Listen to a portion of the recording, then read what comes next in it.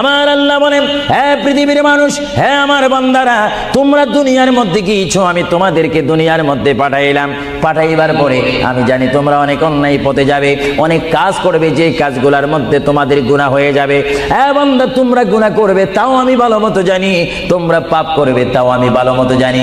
বান্দারে, পাপ করার পরে, গুনাহ করার পরে একাই কি মসজিদের মধ্যে তোমরা কেঁদেছো, রব্বানা যালামনা, বলেন রব্বানা যালামনা আনফুসানা ওয়া ইল্লাম তাগফির লানা ওয়া তুরহামনা লানাকুনান্না মিনাল খাসিরিন বলে বলে মসজিদে কেঁদেছো, আসরের নামাজ পড়ে কেঁদেছো, যোহরের নামাজ পড়ে কেঁদেছো, মাগরিবের পড়ে কেঁদেছো, এশার নামাজ পড়ে কেঁদেছো।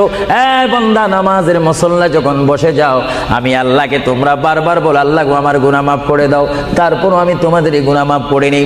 তারপরও তোমরা নিশি রাত্রে, মানুষ যখন ঘুমে যায়, তোমার বিবি যখন ঘুম যায়, তোমার ছেলে যখন ঘুম যায়, তুমি নিশি রাত্রে ঠান্ডা পানি দিয়ে ওযু বানিয়ে নামাজের মুসল্লায় বসে তুমি আবার যখন ডাক দাও, রব্বুল আলামিন, পৃথিবীর কোনো মানুষ আমার গুনাহ সম্পর্কে জানে না, তুমি আমার গুনাহ সম্পর্কে জানো।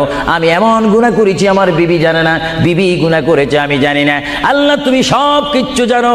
হে আমার প্রভু, তুমি আমাকে মাফ করে দাও। আমার আল্লাহ বলে, তারপরও যদি তোমাদেরকে আমি মাফ না করি, তারপরও বান্দা, তোমরা আমার রহমতের দরজা থেকে ফিরে যাইও না।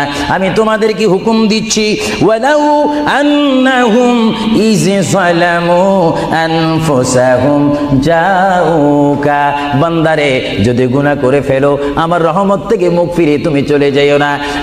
বান্দা, আকাশ পরিমাণ যদি গুনাহ করো, পাতাল পরিমাণ যদি গুনাহ করো, সাগরের পানি পরিমাণ যদি গুনাহ করো, পাহাড় তুলনায় যদি তুমি গুনাহ করো, আমার দরবার থেকে তুমি নিরাশ হইও না।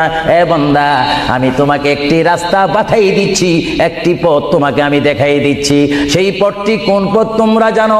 ওয়ালাউ আন্নাহুম ইয যালামু আনফুসাহুম জাউকা, বান্দারে, যখন তোমরা বরবাদ হয়ে যাবে, তখন তোমাদেরকে একটা পথ আমি তোমাদেরকে দেখাই দিলাম। সেই পথটির নাম হচ্ছে আমার রাসূলের মদিনা। জোরে বলেন সুবহানাল্লাহ।